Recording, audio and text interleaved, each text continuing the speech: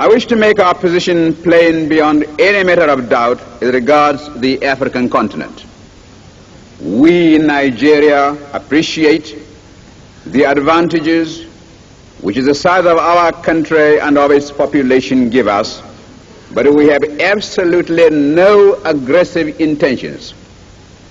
We shall never impose ourselves upon any other country and shall treat every African territory, big or small, as our equal, because we honestly feel that it is only on that basis of equality that peace can be maintained in our continent.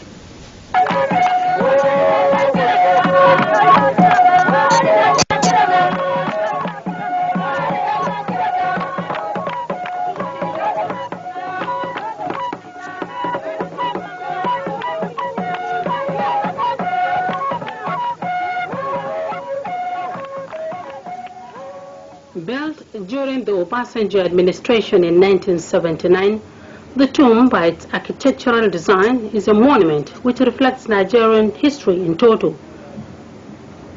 As one enters, there is an eerie feeling due to the pitch darkness along the passage. This represents the pre-independence era. As one proceeds further, there is a ray of light corresponding to hope for independence. These steps represent the colonial era and the civilian rule, taking one down to full light, meaning Nigerian independence.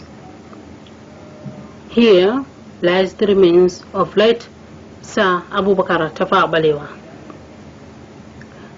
The colorful stripes on the wall equate to the 356 ethnic groups in Nigeria, opening up to the sky, showing the open-mindedness and high aspirations of the late Tafawa Balewa.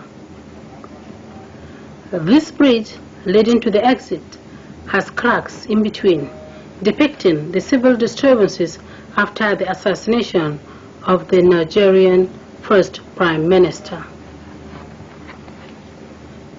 The late Sir Abubakar Tafawa Balewa has left a lot to be remembered for, especially spiritually, as he is among those that saw to the entrenchment of democratic rule in the country.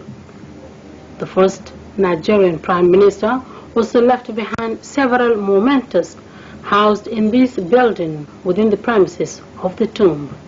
Wrist watches, a black and white TV set given to him by Queen Elizabeth I as an award in London in the year 1945, a bottle of crude oil discovered in 1957 when he was the Minister of Works, a radio, a sword that he received from Sardona of Sokoto, Sir Ahmadu Bello, a personal knife, caps, personal memoirs, and pictures.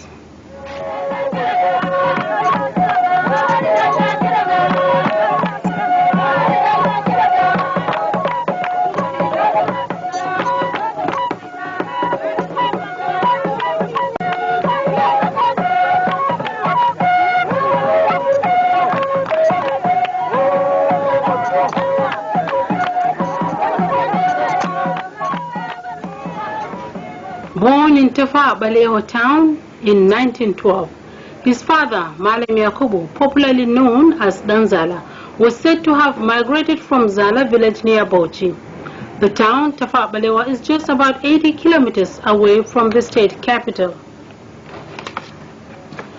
Purji, as the locals call it, or Tafara Balere in Fulfulde language, meaning the Black Rock, is where the name Tafawa Balewa was derived from, and from atop one can see the beautiful setting of the town Tafawa Balewa.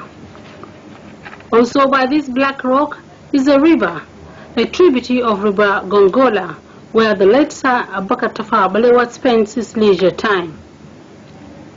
The ruins of his ancestral home still exist in Tafawa Balewa town, with trees he planted still standing tall and aiming higher towards the sky. This premises in the heart of Tafawa Balewa used to house the Prime Minister's elementary school.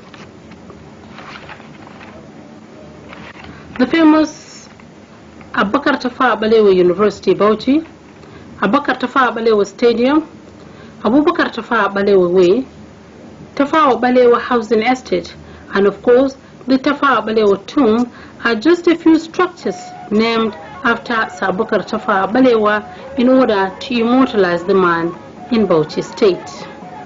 When we hear the world crying out for peace, we may receive the inspiration to deal with these intractable problems and be able really to devote all our resources to the advancement of mankind by applying those eternal truths which will inevitably persist long after we ourselves are utterly forgotten.